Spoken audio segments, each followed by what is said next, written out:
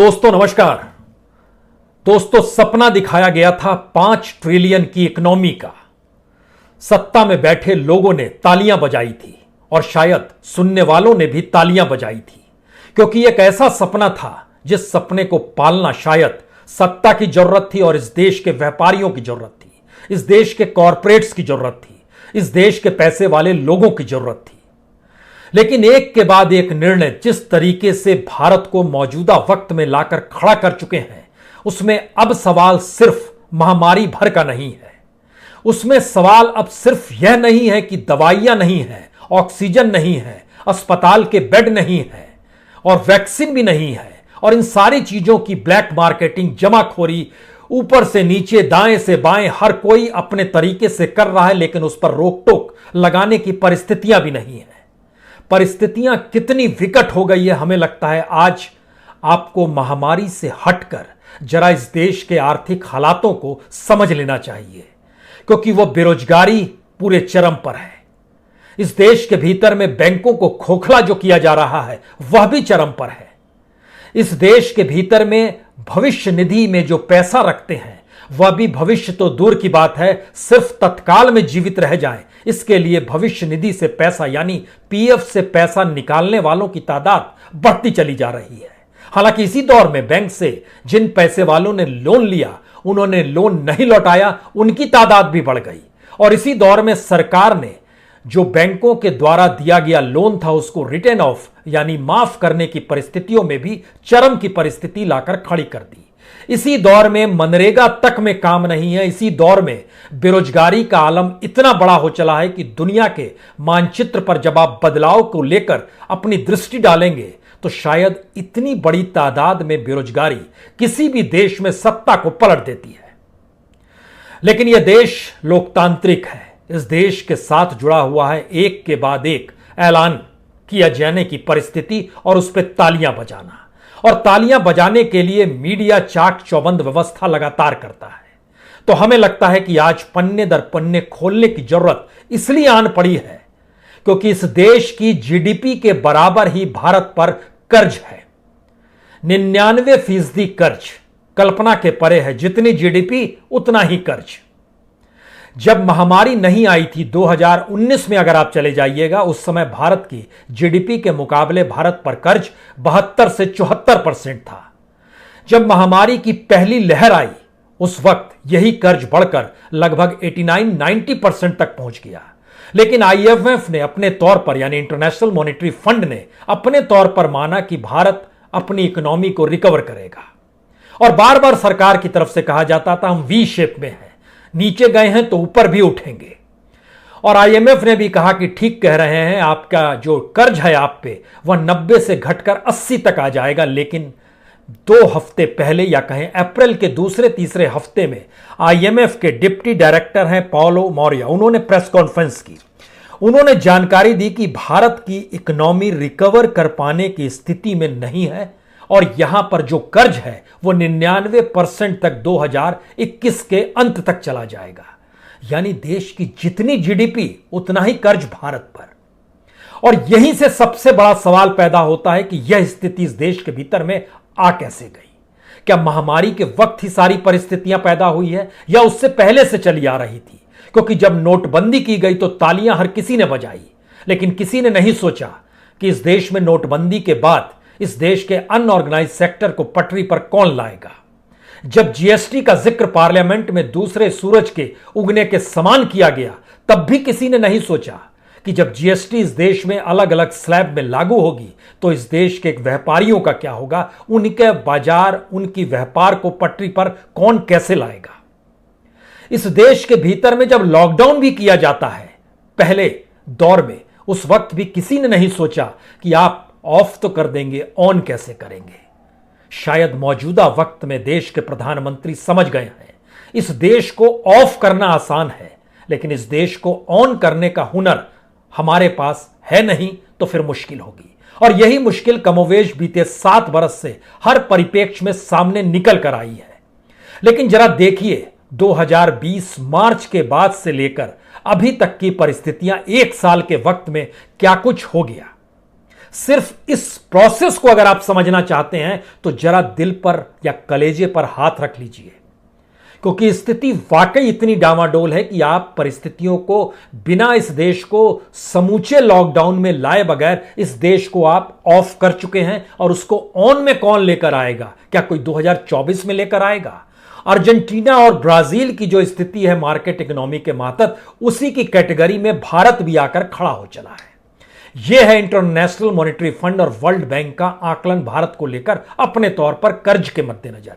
लेकिन हमें लगता है कि इसके ठीक समानांतर आम लोगों की परिस्थितियों को भी अब समझने की जरूरत है, क्योंकि इसी दौर में, सिर्फ इस एक साल के दौर में बैंक मर्जर जो किया गया उसकी 2118 बैंक की शाखाएं बंद हो गई। किसी ना किसी की नौकरी गई होगी, जो दिहाड़ी पर होगा उसकी नौकरी भी गई होगी, लेकिन बेफिक्र है यह देश।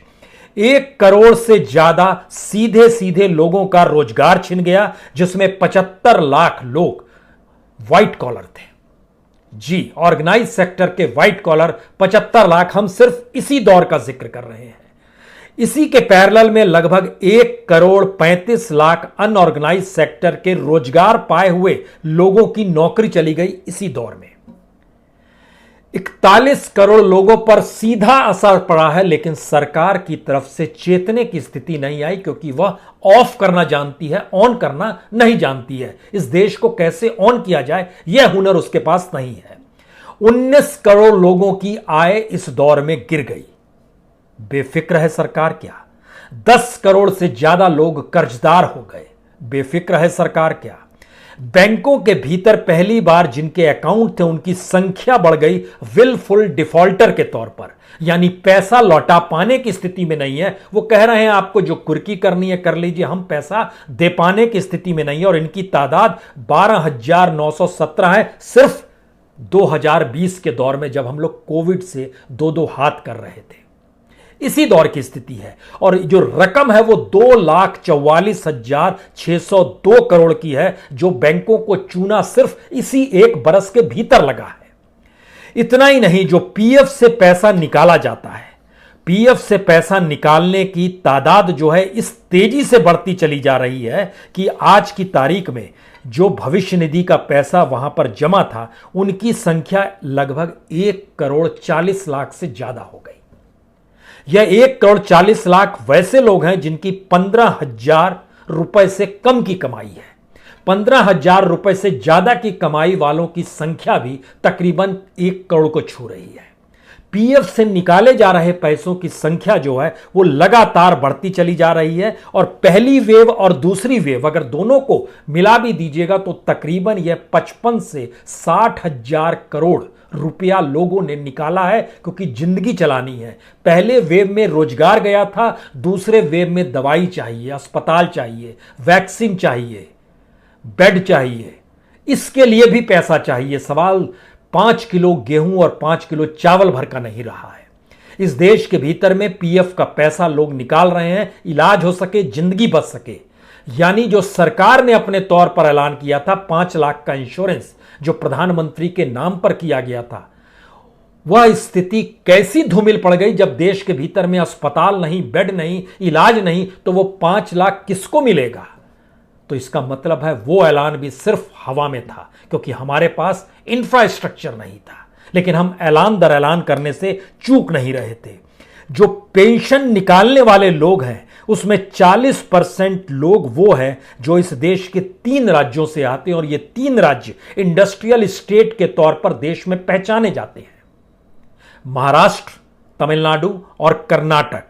कितनी बड़ी तादाद में यहां से पैसा निकाला गया, अगर उसको आप जोड़ना शुरू कीजिएगा तो महाराष्ट्र से तकरीबन 10,000 करोड़ इस दौर में इधर निकाला गया। इससे पहले जो था 7,837 करोड़ रुपए।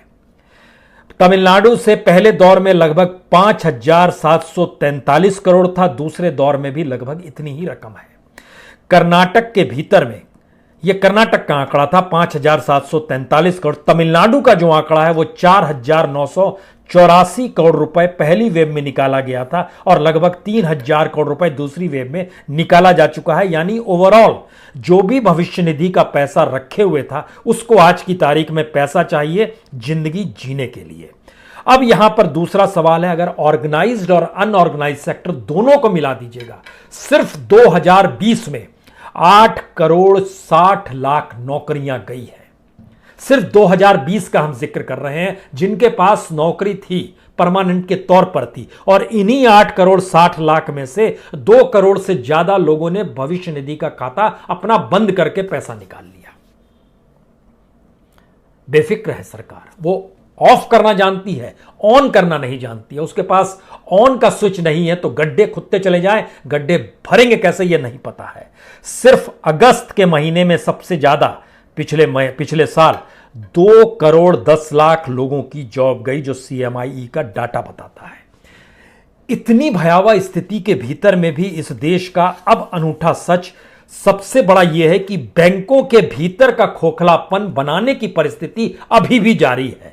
मसलन इस एक बरस के भीतर में जो 2020 का जो कोविड काल था, बैंक ऑफ बड़ौदा की 1283 शाखाएं बंद हो गई, SBI की 332 शाखाएं बंद हो गई, यूनियन बैंक ऑफ इंडिया की 124 शाखाएं बंद हो गई, कैनरा बैंक की 107 शाखाएं बंद हो गई, इंडियन ओवरसीज बैंक की 53 शाखाएं बंद हो गई, सेंट्रल बैंक ऑफ इंडिया की 43 शाखाएं बंद हो गई। यानी लगातार जिन पे असर पड़ रहा है उसमें जो आय भी कम हो गई है। ये जो 22% का आंकड़ा जो हम आपको बता रहे हैं कि इनकी आय कम हो गई, इनकी संख्या अगर आप करोड़ में एनालिसिस करना शुरू करेंगे तो 18 करोड़ लोगों की आय इस दौर में कम होती चली गई, जो बैंक के साथ अपने धंधे को जोड़े हुए थे। पैसा वहां से भी निकाला जा रहा है। और इन सब के बीच में एक दूसरी परिस्थिति को जरा एक सेकंड के लिए खुश हो लीजिए कि जो विलय और अधिग्रहण था कॉरपोरेट के भीतर का, जिसमें सरकार पूरा सहयोग करती है, उस विलय और अधिग्रहण में 8% का इजाफा हो गया। आप कहेंगे 8% मतलब क्या निकाला जाए सिर्फ एक साल में? इस 2020 का हम आपसे जिक्र कर रहे हैं, इसका मतलब है लगभग 32 अरब डॉलर, 32.8 अरब डॉलर इस विलय और अधिग्रहण से कॉरपोरेट को 8% का लाभ हो गया। और जो विलफुल डिफॉल्टर थे बैंक के भीतर में, जिन्होंने पैसा नहीं दिया, उनकी संख्या हमने आपसे जिक्र किया 12,917 थी, और यह 2,44,602 करोड़ था। आप कहेंगे ऐसे समझ में नहीं आ रहा है, तो हम आपको बताते हैं 3 साल पहले क्या स्थिति थी। मसलन 2017 में जो बैंकों से विलफुल डिफॉल्टर जो पैसा नहीं चुका पा रहे थे, वह था 1,18,130 करोड़। 3 साल के भीतर में यह दुगना हो गया। यानी जो पैसा बैंक से ले चुके थे वो लौटा पाने की स्थिति में नहीं है। बैंक के सामने मुश्किल है कि वो करे तो क्या करे। और देखिए ईमानदारी बैंक की, SBI की भी ईमानदारी इसमें देखनी चाहिए। इसलिए देखनी चाहिए कि उसने क्या किया, इस दौर में जो लोग डिफॉल्टर हैं उनकी लिस्ट जारी नहीं की, नहीं बताया कि 100 करोड़ से ज्यादा किन्हों किन्हों ने पैसा डकार लिया इस देश के नागरिकों का। उन्होंने 2014 से पहले, यानी जब मनमोहन सिंह की सरकार थी, तब के डिफॉल्टर की लिस्ट पूरी जारी कर दी। उस डिफॉल्टर की लिस्ट में जानकारी आई कि उस समय लगभग 1,538 डिफॉल्टर थे 31 मार्च 2014 से पहले, और कुल रकम थी 53,806 करोड़। आज की तारीख में सिर्फ एक साल में क्या रकम है? लगभग 2.5 लाख करोड़, 5 गुना ज्यादा है। लेकिन SBI उस दौर के डिफॉल्टर्स की लिस्ट को जारी कर रहा है। और उस वक्त भी जो लिस्ट आई थी, ऐसा नहीं है कि उस समय करप्शन नहीं था, लेकिन अब करप्शन का पैमाना चरम पर पहुंच गया। अब इकोनॉमी के दरवाजे जो हैं चरम पर जाकर बंद हो रहे हैं, क्योंकि हम चीजों को ऑफ करना जानते हैं, ऑन करना नहीं जानते हैं। शायद इसीलिए जब लिस्ट में देखा गया कि किस किस प्रोफेशन के लोग थे, आयरन एंड स्टील से जुड़े हुए लोग, ट्रेडिंग से जुड़े हुए लोग, इंजीनियरिंग से जुड़े हुए लोग, कंस्ट्रक्शन से जुड़े हुए लोग, टेक्सटाइल से जुड़े हुए लोग, फूड प्रोसेसिंग से जुड़े हुए लोग और कंपनी दोनों, जो ज्वेलरी बनाते हैं वो, और इंफ्रास्ट्रक्चर से जुड़े हुए लोग, इनकी तादाद है। अगर इस दौर में आइएगा तो कुछ लिस्ट जो जारी की गई, जो RBI के जरिए की गई, उसमें जैसे कुछ नाम आप लेंगे तो उसमें आएगा किंगफिशर एयरलाइंस का नाम भी आएगा, जिसने 10,000 करोड़ रुपए लिया। स्टर्लिंग बायोटेक ग्रुप का भी नाम आएगा, 15,600 करोड़। रिलायंस एग्रो लिमिटेड का भी नाम आएगा, 3,871 करोड़। पिक्सन मीडिया प्राइवेट लिमिटेड का नाम भी आएगा, 3,000 crore. Winsome diamond and jewellery private limited का भी नाम आएगा, 8,000 करोड़। लेकिन सवाल यह नहीं है, सवाल है, ये दो चार नाम लेने से काम नहीं चलेगा और ये बताने से काम नहीं चलेगा कि इस देश के भीतर में ये कॉरपोरेट लूट कर चले गए। दरअसल ये मास लेवल पर है। इस देश की सबसे बड़ी त्रासदी ये है कि यह देश सिर्फ अपर क्लास और अपर मिडिल क्लास और मिडिल क्लास को टैक्स में दायरे रखकर जीता है। बाकी जो 100 करोड़ का देश है उसको लेकर कोई चिंता नहीं, ना उसको वैक्सीन को मिल रहा है नहीं मिल रहा है, उसको बेड मिलता है या नहीं मिलता है, उसको नौकरी भी मिल रही है नहीं मिल रही है, उसके पास जो रोजगार था मजदूरी का वह भी छिन गया। तो क्या है, तो जब हमने आपसे जिक्र किया 41 करोड़ लोगों पर सीधा असर असंगठित क्षेत्र के पड़ा, तो इसमें से 41 करोड़ का मतलब यह है, इसमें से लगभग 10 से 12 करोड़ लोग लौटे थे पहली वेव के दौरान, जो प्रवासी मजदूर का जब हम जिक्र कर रहे थे। आज की दौर में उन पर सीधा असर, क्योंकि गांव में भी काम नहीं है और ये पूरा का पूरा वेव 2 जो है गांव को भी अपने भीतर समेट चुका है। तो हर को पैसा चाहिए, लेकिन पैसा कहां से आएगा? सरकार 2 महीने का 5 किलो गेहूं 5 किलो चावल पर आकर टिक गई है। तो ऐसे में हमको लगता है कि सरकार ने इसी दौर में आईडीबीआई को बेचने की पेशकश भी की, उसको भी कैबिनेट में ले आई कि आईडीबीआई का जो परसेंटेज है लगभग 45% गवर्नमेंट के पास है, लगभग 49% एलआईसी के पास है। एलआईसी भी गवर्नमेंट की है, तो पैसा कैसे रोटेट किया जाता है? अब उसको एलआईसी ही उसमें कुछ पैसा लगा रही है कि उसका पड़ जाए, तो गवर्नमेंट अपने शेयर कम कर रही है। अगर जो भी संस्थान, जो पब्लिक सेक्टर का संस्थान होता है, वो जब लाभ में होता है तो उसके पैसे को कैसे डाइवर्ट करना है, वो कोई भी हो सकता है, वो एनटीपीसी भी हो सकता है, वो एलआईसी भी हो सकता है। जहां पर भी जनता का भी पैसा, जो एलआईसी में जनता का भी पैसा लगा हुआ है, उसको भी कैसे डाइवर्ट किया जा सकता है। यानी इस देश के भीतर जो लोग संभालते हैं पूरे सिस्टम को, वह तो बार बार फेल हुए हैं 7 साल के दौरान। चाहे वो नीति आयोग अपने तौर पर हो, चाहे वो आरबीआई हो, चाहे वो फाइनेंस मिनिस्ट्री हो, चाहे वो कॉमर्स मिनिस्ट्री हो, या इस देश के जो ब्यूरोक्रेट हो। लेकिन आपने ध्यान दिया, किसी को भी बदला गया? किसी को नहीं बदला गया इस दौर में। जबकि कोई बच्चा जब बार बार फेल करता है तो उसको वो काम सौंपा नहीं जाता है, किसी दूसरे को सौंपा जाता है। लेकिन हमारी ब्यूरोक्रेसी में इस दौर में आपने देखा होगा, जब पूरी स्टेट और सरकार और किस तरीके से सिस्टम जब फेल नजर आ रहा है, तो भी कोई उंगली नहीं उठा रहा है कि फलां अधिकारी ने गड़बड़ की, क्योंकि निर्णय पिरामिड की तर्ज पर लिए जा रहे हैं और पीएमओ अपने तर्ज पर काम कर रहा है। तो फेल जिसको भी कहेंगे, इसका मतलब है वो निर्णय ले रहा था क्या? इसीलिए इस देश के हेल्थ मिनिस्टर फेल नहीं है, इसीलिए इस देश की फाइनेंस मिनिस्टर फेल नहीं है, और इस देश के प्राइम मिनिस्टर तो फेल हो नहीं सकते हैं। तो ये सारी परिस्थितियां एक साथ अगर आप जोड़ना शुरू कीजिएगा, तो आईडीबीआई को जब कैबिनेट में रखा गया तो उसके साथ एक पर्चा भी आरबीआई का निकल के आया कि अब आईडीबीआई को बेच रहे हैं। तो 2014 से, यानी मौजूदा मोदी सत्ता के दौर में, कितना लोन आईडीबीआई का ही रिटर्न ऑफ किया गया? 45,693 करोड़ रुपए इस 6 साल के भीतर में रिटर्न ऑफ लोन कर दिया गया। दूसरा सवाल आता है, ये बैंक ने रिकवरी कितनी की? आपको जानकर हैरत होगी, सिर्फ 3,704 करोड़ की रिकवरी हुई है और 45,000 करोड़ रुपए माफ कर दिए गए। और यही फहरिस्त कमोवेश हर बैंक की है। सबसे महत्वपूर्ण बैंक आपके दिमाग में जो भी आता है इस देश के भीतर में, जिन्होंने 100 करोड़ से ज़्यादा का लोन लिया होगा, किस रूप में लिया है, कैसे लिया है, हमें लगता है कि इसमें हर चीज़ अगर देखना, जैसे पीएनबी का नाम आया था नीरव मोदी को लेकर। ऐसा नहीं है कि नीरव मोदी लोन लेकर भाग गया, फरार हो गया, तो उसके बाद पीएनबी सुधर गया, ऐसा भी नहीं है। जैसे 2016-17 से लेकर 2019-20 इस 4 फाइनेंशियल ईयर में पीएनबी ने जो रिटर्न ऑफ उसको जो किया गया वो 44,000 करोड़ का है। यानी नीरव मोदी जो लेकर बना गया उससे कितने गुना ज्यादा है? 10,000 करोड़ मान लीजिए उधर का चक्कर था, ये 44,000 करोड़। यानी उसी रेशियो में लगातार अब भी लोन दिया जा रहा है। कोई भी बैंक उठाकर अगर आप देखेंगे, अगर पीएनबी का हमने आपसे जिक्र किया इस 2016-17 से 19-20 के बीच का, तो उसके बाद आपके दिमाग में तुरंत आएगा, जैसे एक इंडियन बैंक का बताते हैं। इंडियन बैंक ने सबसे कम उसको रिटर्न ऑफ किया गया 4,792 करोड़ रुपए। लेकिन सवाल है कि उसने रिकवरी कितनी की? जो लोन दिया सिर्फ 66 करोड़ रुपए, 1% रिकवरी की।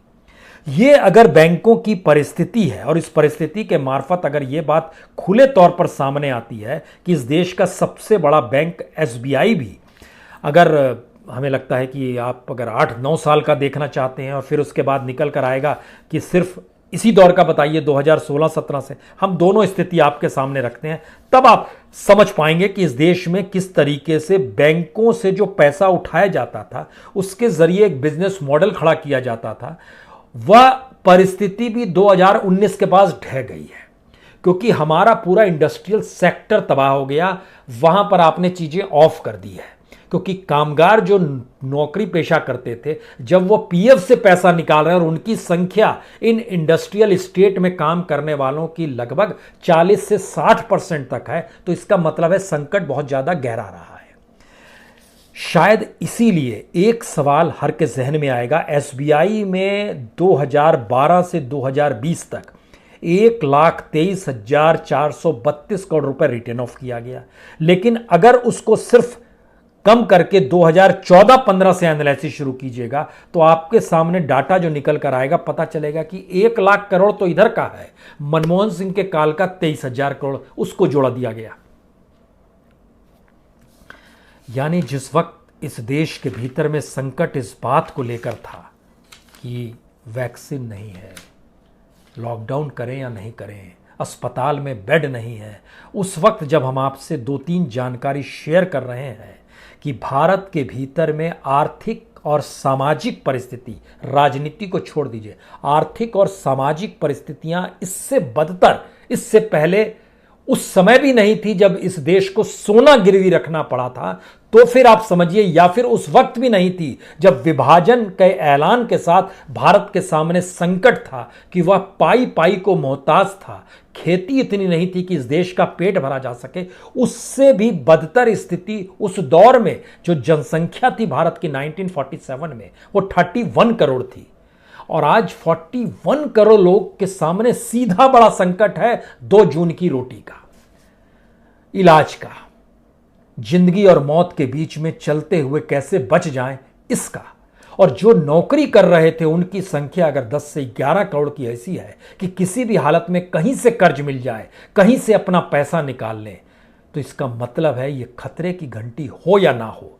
लेकिन सवाल यह है कि 2024 के बाद भी क्या स्थिति इस देश की सुधर पाएगी, क्योंकि अभी भी 3 वर्ष के भीतर में कैसे इकोनॉमी और डामाडोल होगी, कोई स्थिति को सच्चाई के साथ सरकार ना स्वीकारने को तैयार है, ना सरकार अपनी आलोचना को सहने को तैयार है, ना वापस पटरी पर कैसे लौटा जाए इसको लेकर कोई विजन काम कर रहा है। और आखिरी बात, इस देश के भीतर में सुप्रीम कोर्ट भी जो कमेटी बनाई, जो उसने डॉक्टरों की कमेटी बनाई, एक बात हर जहन में होनी चाहिए, इस देश के भीतर क्या 1950 के बाद से कोई इंटेलेक्चुअल पैदा ही नहीं हुआ है, या किसी ने पढ़ाई ही नहीं की है? सारी पुरानी पीढ़ी के डॉक्टरों को, जो कि मालिकान के तौर पर मौजूद हैं और मेडिकल सर्विस को किसी कॉरपोरेट की तर्ज पर चलाते हैं, उन्हें क्या पता है कि इलाज कैसे, घर का सिलेंडर नहीं उठाया होगा वह इस देश के भीतर में ऑक्सीजन के सिलेंडर के बांटने और कैसे सिस्टमेटिक तरीके से बढ़ जाए, इसका जिक्र करेंगे? जी नहीं।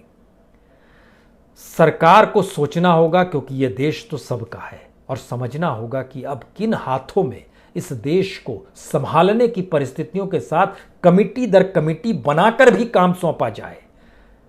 यह कैसे संभव है कि एक डॉक्टर निर्भया कांड में भी कमेटी में रहता है जो बनाई जाती है सरकार द्वारा, और वही डॉक्टर इस दौर में आकर ऑक्सीजन कैसे बटे और कैसे मेडिसिन और अस्पतालों की स्थिति सुधरे और भविष्य में ना हो, वह भी इस कमेटी में रहता है। एक ऐसी परिस्थिति है इस देश के भीतर में जहां पर दिवालियापन इस रूप में हावी है कि अगर हम दिवालिया अपने आप को घोषित नहीं करेंगे मानसिक तौर पर, तो हम सरकार और सत्ता के करीब नहीं होंगे। यह स्थिति है। बहुत बहुत शुक्रिया, बहुत बहुत शुक्रिया।